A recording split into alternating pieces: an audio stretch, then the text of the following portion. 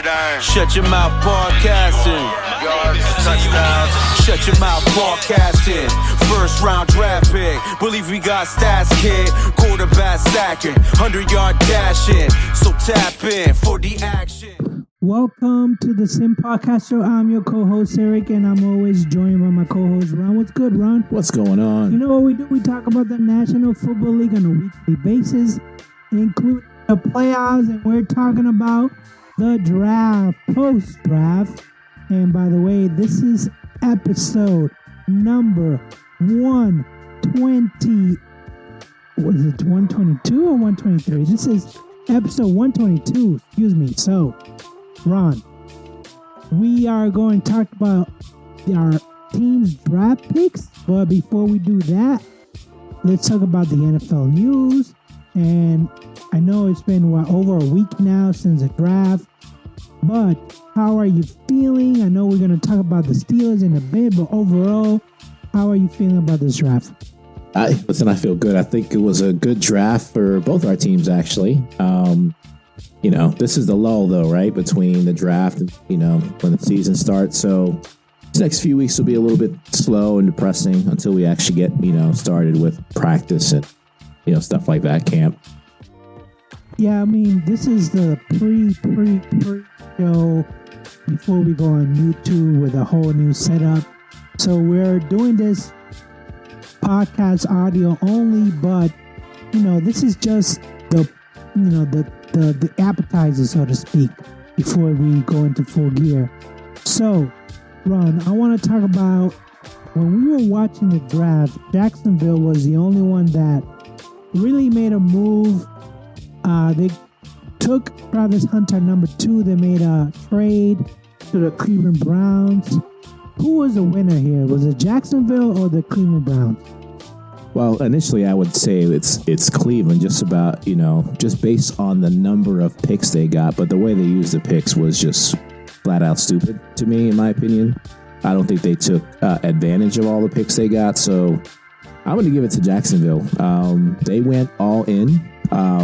They made a splash move to get what I think is the best player in the draft. And it's not like they're like one player away, from making the playoffs or anything like that. But why not? Why not get someone in there that can sell tickets? Maybe be the face of the, your franchise, face of the NFL even, in the future. So I'm excited for them. I hope that they don't mess it up. I hope they can make it work with him. I don't know if Jacksonville was a winner here because, yeah, the Browns kind of fumbled the draft pick, but this is year number 5, 6 with Trevor Lawrence. Is he any good? Is he? Because now I feel like he has the weapons. He had Travis Hunter. He had last year's rookie as a wide receiver. He has a decent running back. So, why does Jacksonville keep giving all these weapons, but yet they're still not good? So you tell me, why is Jacksonville going all out on Trevor Lawrence? I know he got an extension a year ago, but yeah, they're kind of stuck with him, right? At least for 1 or 2 more years. So if he's going to be the quarterback, there's no sense in, doing anything other than putting some additional weapons, giving him some additional weapons at this point. So they have no choice at this point. They just got to ride it out. The alternative is to move on from Lawrence. You're not going to find a team to trade for him, though, at that salary. You're going to have to eat it. So might as well give it at least another year with him, see what you got, see what he can do. He's had a number of injuries. If you can kind of overcome that now, maybe with better coaching, something might click and he can get back to being who he was, I think, when he first came into the league with all the hype and stuff like that. So do you think that with this Travis Hunter joining them, they're going to win the division? No, not necessarily. Like I said, I think Travis Hunter will make the team better for sure, without a doubt, right? So it gives him a number 2 receiver. That's going to be extremely explosive. It gives them a corner. I wouldn't say Travis Hunter is a shutdown corner, but a very serviceable corner. Maybe they put him out to safety or something like that. I think they'll improve for sure. I don't know what order they'll finish in. I think my guess it's going to be, first or second place rather than third or fourth place. So, So you think they're obviously Houston is probably going to win that division. Are they better than the Colts right now? I think so. I think there's way too many questions around their quarterback situation. I know Daniel Jones, I think, is there. He probably end up starting at some point. But there's a lot of questions and marks around the quarterback situation there. And we know the Titans are in basically rebuild mode. Right. So, yeah. Let's talk about the Sanders fallout, because obviously nobody drafted him till the 5th round by, we just talked about the Cleveland Browns. What do you think that, was it a collusion? Was it, the owner saying, no, don't draft this guy? Why do you think he fell down so far? Listen, I think it was a little bit of both. I do think teams got together and talked about how poor of an interview he was, how much of an ego he has, how he didn't prepare for a lot of questions and stuff like that. During the interview process, didn't take it seriously. And I think teams had conversations about that. But at the same time, I put it all on Sanders. It's not like, this is anything new. He's been like that all throughout, his time in Colorado. Very arrogant, in my opinion. A lot of antics, childish antics on the field. Selling his brand, which is fine. Out of football stuff, that doesn't bother me, but it's what you do on the field, how you carry yourself on the field. That bothers me. And there are a lot of times I think I saw examples of just a lack of maturity on the field. Now, I could say I've seen that too from players like Baker Mayfield when he played too. But, with Sanders, it's if you're going to act like that, you should win almost every game, right? And it's not like Colorado won in every game. They struggled this first year, second year. That was a little bit of struggle too. They, barely made a bowl game. So, I just don't think. I think he thinks way too high of himself. It's not to say he's not talented, but I think where he values himself is way different than what the rest of the league values him. So, do you think he has more talent or less talent than the quarterbacks drafted before him? I think he has equal talent to probably a lot of those quarterbacks, but he had a better season statistically, than some of the quarterbacks that were drafted in front of him. Yes. I think he doesn't have the strongest arm. He has good accuracy, but he takes a lot of sacks. A lot of it, because of him holding on to the ball too long, not going through his progressions and stuff like that. Now, there's all the other quarterbacks too have their issues, so it's not like this was a great quarterback class or anything. I think if it was just about how he played on the field, maybe he deserves to go a little bit higher. I don't think he's a first round talent. I never did. But, if you add on top of his average play, or better than average play, you add the fact that he might not be coachable. He has a little bit of arrogance. He carries that with him. And then you got his father that's been very vocal, right, over the last couple months or so. And going forward, he's going to continue to be vocal. It's not like he's going to stop if Sanders isn't playing. If Sanders is on the bench and I have an opportunity to play, you're going to hear that from Deion. So if you take all of that together collectively, if I'm an NFL team too, I'm not saying I'm avoiding him altogether, but I'm probably not drafting him anywhere in the top 4 or 5 rounds. I mean, I understand that he had the baggage, he had the entitlement issue, he had all those things that are not football related. Mm-hmm. But I still think that he still got talent. there was a lot of quarterbacks taken before him that it's a better quarterback all around. Not, not arm strength, not like accuracy and all that stuff, but I just thought he got a raw deal. You feel bad for him though? I don't feel bad for him, right? Because he caused a lot of a lot of it is self-inflicted. Right. So I don't feel bad. I just feel like this is what happens when you act that way. Yeah, you're gonna be okay. Yeah, because eventually he'll be in the roster and he'll make the team. I'm thinking he's gonna make the Cleveland Brown team. Well, I don't know. That goes back to what we were talking about earlier with like Browns taking advantage of all the picks. Like it's so stupid. Like their draft, it didn't make any sense. Taking the Oregon quarterback first, I think round 3 or 4, I think they took him, which made no sense. Everyone saw him as a sixth round pick, and then to come back later and take your 5th quarterback when you just signed Flacco, you traded for Kenny Pickett, you still got Deshaun Watson. Didn't make any sense. And if I was to ask someone like, who's going to be the 3 quarterbacks on the team when the season starts, I don't know if Sanders is going to be one of the 3 that's on that team. I think Sanders will be there. I don't know if that Oregon quarterback is going to be there.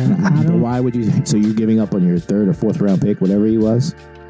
I mean, why invest such a high or mid-round pick on someone who's not going to make the team? Doesn't make sense what the GM did to this draft and what. And then who's the other one you're cutting then? Watson is not going to be ready. And they gave Flacco this money, but just because you got money doesn't mean anything. Yeah. Just look at what happened with Kirk Cousins. Just got money doesn't mean that you're going to be, starting. So, I listen. Flacco might be the best quarterback on that roster right now. Flacco might be starting, but I still don't think Sanders is going to be completely out of the mix. Talking about Sanders, we're talking about the prank call that happened with him and the Saints fake pick.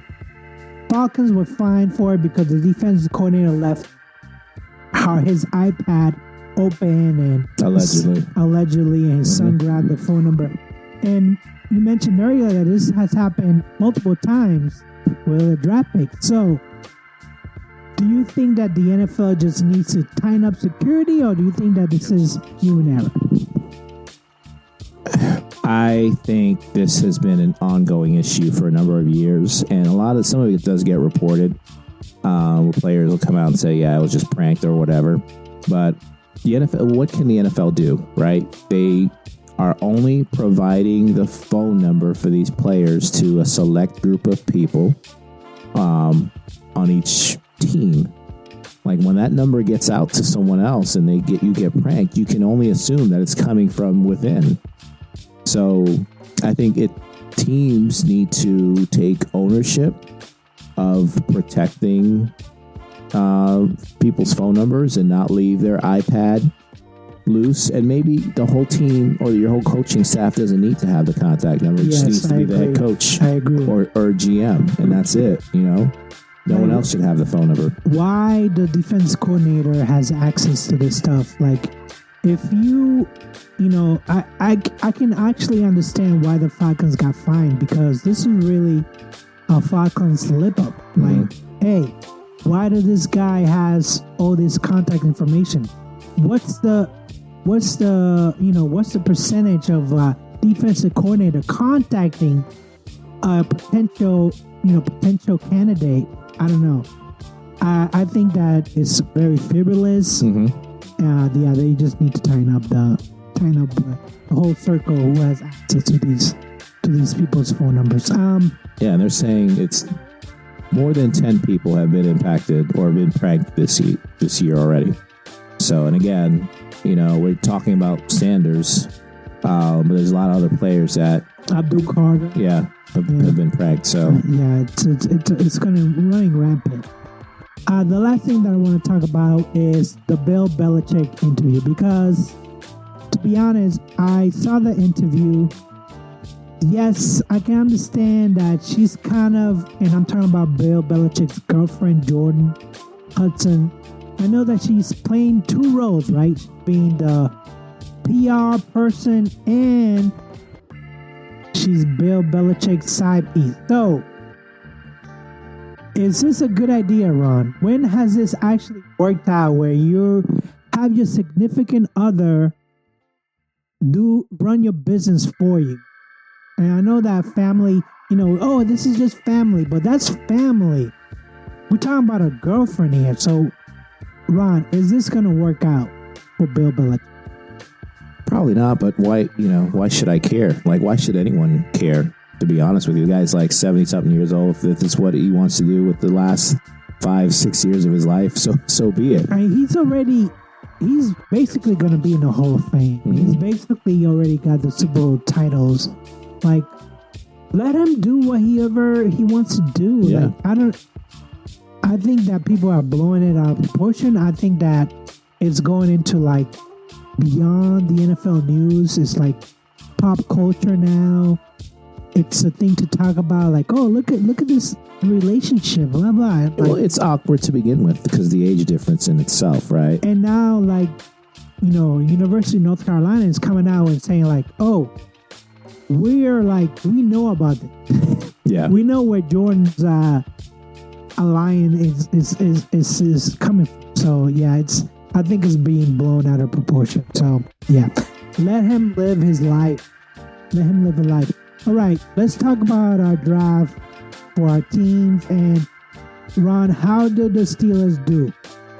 Listen, we did great. I'm happy with how the draft went. I don't know if you want to talk about what our predictions were and how it aligned up, but it pretty much went exactly like I thought it would. I expected the first round pick to be defensive line. I didn't believe any of the smoke screen that, Steelers were putting out about, drafting a quarterback and giving Jackson Dart a first round grade and all this other stuff. I originally projected them to get Walter Nolan. He actually ended up going much earlier. And Harmon, who I think is actually the better prospect, fell because of some injury concerns. So they ended up with Derek Harmon with their first pick at 21. So did you predict them grabbing a quarterback though? Yeah. I had them choosing Will Howard in round 3. They got Will Howard in round 6. So they ended up with the quarterback I chose just much later in the draft. So I thought I did a pretty good job with my projections. I had them taking a running back in round 3, which they did. They ended up with Caleb Johnson. I had DJ Diggins. I didn't think Caleb Johnson, who many had in the top 5 running back, would fall that far, but he did. And I think Steelers left out by grabbing him. They had Jack Sawyer and edge. I did not project them to take an outside linebacker, but Sawyer should not have been on the board this late in round 4, so they took him with the 123rd pick. Yaya Black, another defensive line. They double dip, which again, in the last podcast, I talked about the importance for Steelers to double dip on the offensive line, or defensive line, excuse me. They did that. They got the guy I thought they'd end up with, but they got him much earlier. They chose him much earlier in round 5. Will Howard again, they picked him in round 6. They got an inside linebacker in round 7 and a cornerback in round 7 as well. Those two, I didn't have them taking an inside linebacker. I did have them taking a defensive back in round 5, safety. They did a lot of homework on the safety position, but it doesn't look like they didn't go out and draft any safety. Yeah, they went with a cornerback, right? Yeah, so they went with a cornerback in the late round, Dante Kent out of Central Michigan. So we'll see if some of these guys make the team on the back half of the draft. I guess where I was surprised when it comes to the draft is just ending up with the edge in Jack Sawyer, and then not taking a safety. I think those are my two biggest surprises, especially just given the amount of homework they did on the safety position. Just kind of surprised they didn't go out and try to grab one there. So what would you give this overall? I know that it's a lot of grades. Mm-hmm. Everyone is all about the grade. But what would you give this grade? I thought it was a solid draft. I think Omar Khan, in his 3 years as GM, has done an outstanding job drafting. I give this a solid B plus. Not going to go higher than that. I probably could with those first 3 picks, just because I think you just got, what you got in terms of like where you drafted those players. I thought they were bargains for sure. And then Will Howard, you're talking about a winner that just won the national championship, right? I'm not going to say he's the best quarterback, but he has the height, the size, 6'4", 237, I think. You're talking about Big Ben height and weight, basically. Just not his arm strength. So I'm very pleased. Now, time will tell. I hate giving grades out this early. You're not going to know for a couple years, right, how good these players are. So, but I'm, for the most part, just looking at who they got, I'm pretty pleased with how they did. Yeah, I think that they drafted well. I think that you're right. They didn't fall for that smoke about drafting a QB early. They just said, you know what, we're just gonna draft for defense. Mike Tomlin loves the defense, and I think that it was right up their alley. They didn't stray too far from what worked. So. Yeah, they. Again, the biggest needs coming into the draft was defensive tackle, quarterback, and running back, and they solved all 3 pretty early. Quarterback, like I said, they took late, but I'm pretty sure they're comfortable and confident Rodgers will be there at some point. So there might not be a huge need to take a quarterback early. Yeah, I think that they were smart. They didn't fall for all those traps that people were talking about. So yeah, I like the draft for the Steelers. Now for the Patriots, I'm gonna say they get an A. I'm gonna say right now they get an A. We don't know if these people are gonna pan out, because last year they drafted for needs and it didn't pan out. But this year they got some steals, and let's talk about the 4th pick, Will Campbell. I always knew that they needed a left tackle. We'll see if he sticks at that position. If he moves the guard. He wasn't the greatest, but he was available, and they needed a left tackle. Membu went to the Jets, so they needed a left tackle too. But I like the fact that they got Trayvon Henderson from Ohio State. He's right up the catching running back. He's right up Josh Allen. He might be a 3-down back. He is. He's the best, arguably the best pass protector coming out of all the running backs this season. He's outstanding at protecting for the quarterback. And there's a nugget that I learned, that 3 years at Ohio State, he never fumbled. He never fumbled, so he got good hands. 3rd round pick, they got Kyle Williams. That to me is the steal of the draft, because I was watching what's his name for the receiver. I can't remember now because I have a couple of bourbons. But Steve Smith or Chad? Steve Smith, yes, thank you. Steve Smith podcast, and he said Kyle Williams reminds me of me. Yeah, because he's a dog, and I was just like, wow. It's interesting because some people, if you looked at certain websites, they had Kyle Williams like maybe the 8th, 9th, or 10th receiver. But then you had people like Steve Smith. You had Chris Sims, too. Had Williams as like his 2nd or 3rd best receiver coming out in this draft. So I agree. Those first 3 picks are outstanding. And the draft altogether, A+. Just a really, really great draft. Yeah, they did a good job. They got Wilson from center from Georgia because they wanted a backup center in case that Minnesota center didn't work out. Craig Woodson, a safety from California.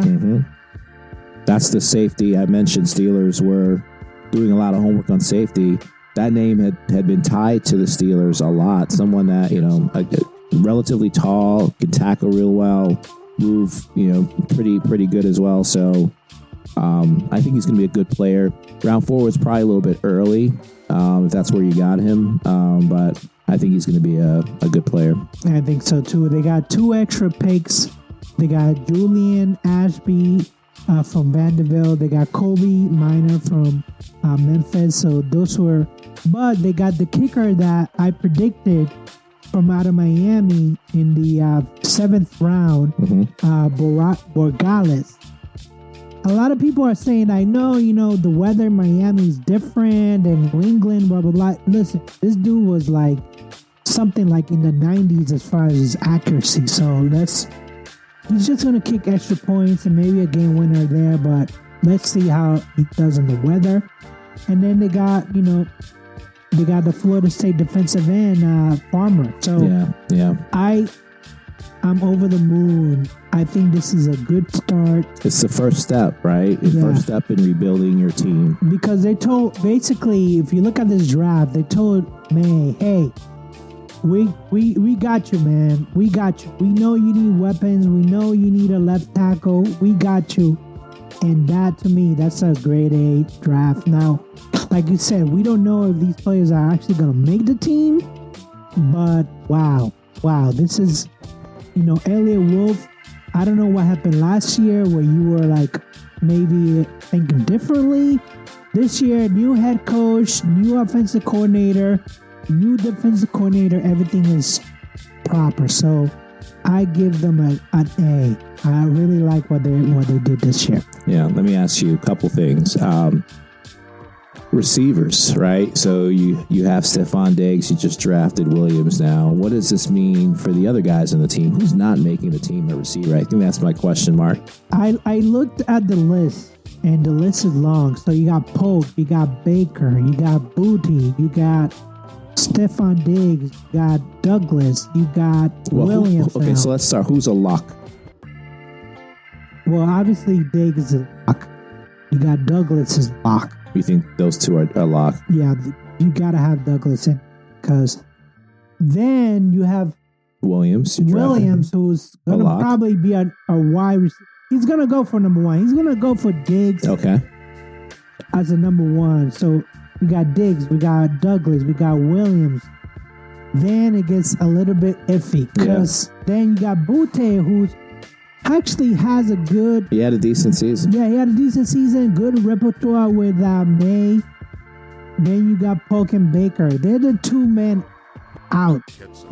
Well, those are your rookies last year.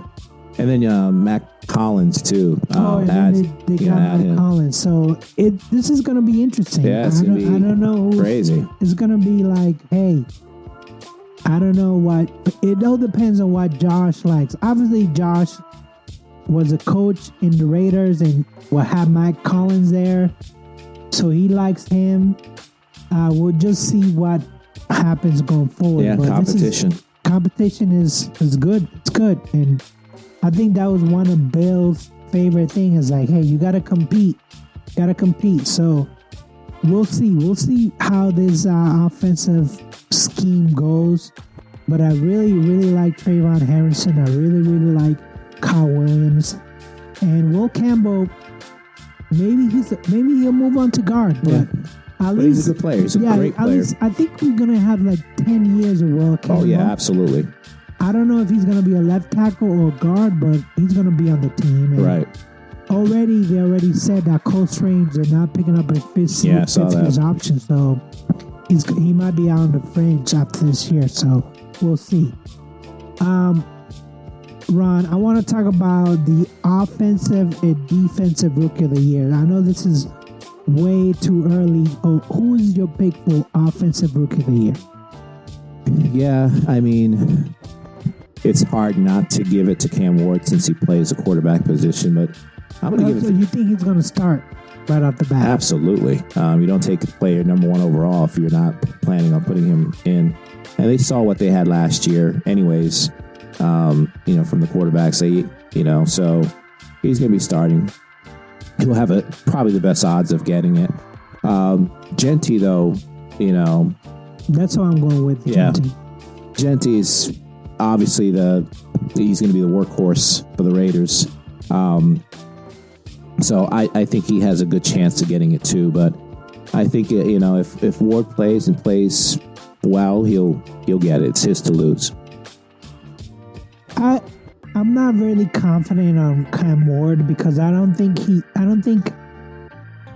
has the weapons. I know he has one good receiver in the Titans. I forgot his name right now, but I don't know if he has a good running back. I don't know if he has a good option too.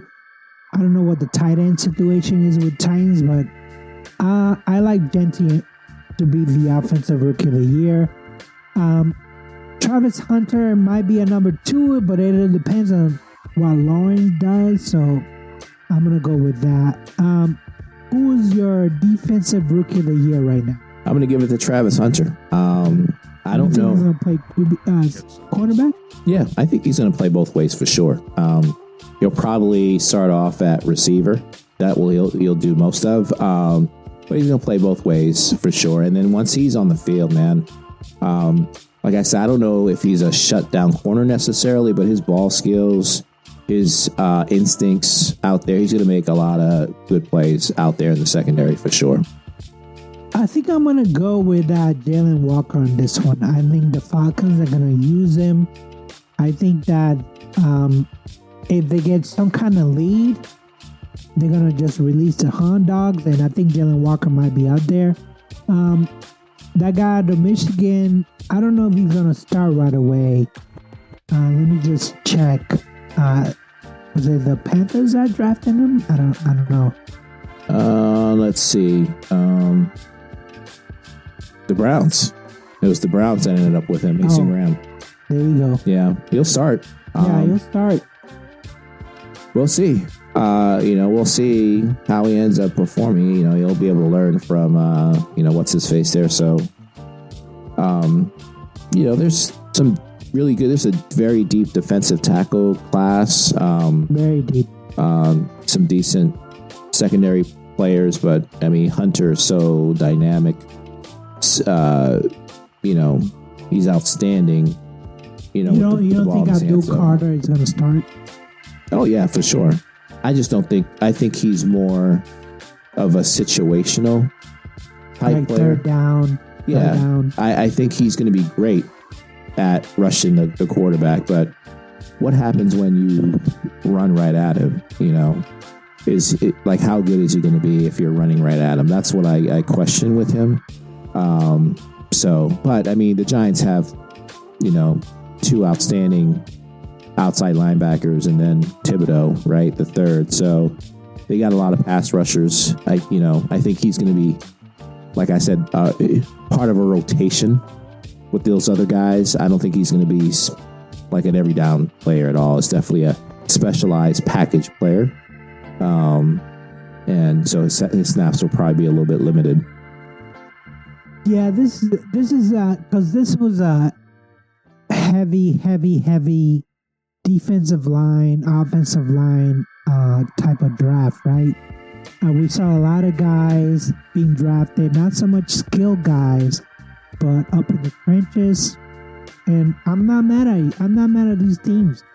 This is where you win. Like, if you can rush 4 guys and just drop 8, that's the way to do it. I think the 49ers kind of showed that kind of strategy. The Jets, same thing, showed that strategy that if you rush 4, if you rush really, really good 4 people, 4 down linemen, you're going to get to the quarterback. So let's see if it works. Ron, we're not going to do another podcast, another episode until it's May right now. So we're talking about August. We're talking about 3 months from now. So what are your summer plans? Man, summer plans. Let's start like the next couple weeks. I'll obviously be focused on the NBA, cheering for our Celtics to win back-to-back championships. Outside of that, I'll probably try to watch a little bit of baseball. Definitely going to do some vacationing for sure. Don't know where yet. Try to get together with like some family, either out in California, maybe New York. We'll see. But going to spend some time for sure, relaxing, vacationing, taking it easy, and then hoping that it goes by relatively quick so football get here as quick as possible. Yeah, I think I think, like you, I'm gonna focus on the NBA. As a matter of fact, if you want to listen to NBA content, follow us on Chasing C Notes, the podcast. But it's all about the NBA mostly, but it's gonna be Boston Celtics. But I think, do you think the Red Sox have a chance? I know we're talking about baseball in a football podcast, but do you think the Red Sox have a chance this year? I know that we just witnessed Tristan Casas just go on to the DL, basically. Yeah. I don't know. Like, before the season started, I thought this was like a team that would hover around 500, probably be 6 games or so below 500. Right now, they're above 500, playing pretty decent baseball, but it's a long season. It's tough to tell at this point. But they're getting off to, I'd say, a pretty decent start. So, we'll see. Talk to me come, September, basically. Yeah. And, that's when I'll start to take it really serious. And, by August, I'd say you're going to know which teams are still in contention.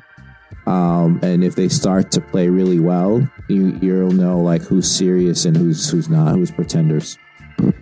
Yeah, I mean, I know that you don't follow soccer or international football, but I think that this year, with all the FIFA stuff, it's gonna set up a good 2026 FIFA World Cup in America. I'm gonna be there. I don't know which city, but I'm gonna be there cheering for England. We don't know what city it's gonna be at yet. Well, we know the cities, but we don't know. I don't know where I'm gonna go. Gotcha. So it could be Miami, it could be Atlanta, it could be New England because they're hosting a game there in Gillette Stadium. So this is shaping up lovely. Yeah. Next year it's gonna be a busy next season, right? Oh, and there's 2 games that we're definitely going for football.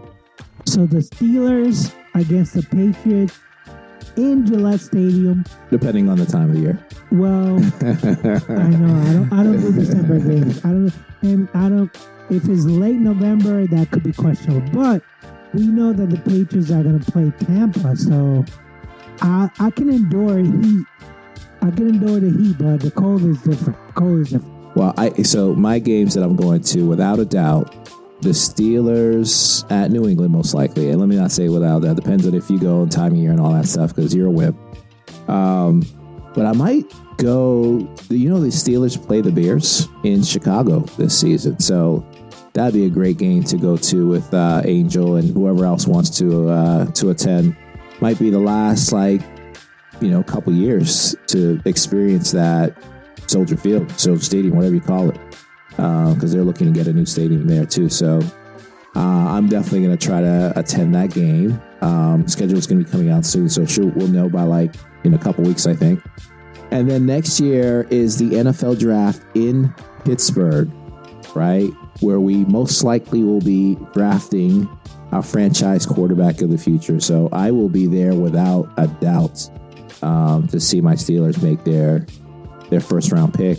Probably be there, I'm assuming, for the entire draft if I go. So, well, the only place that I would actually,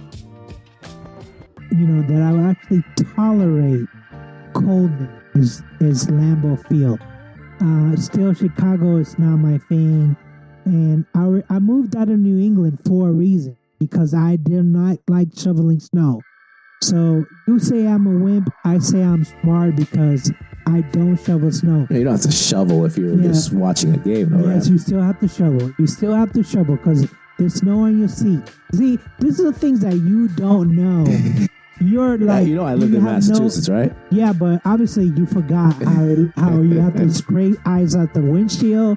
You have to take snow off your seat. You obviously don't remember these things.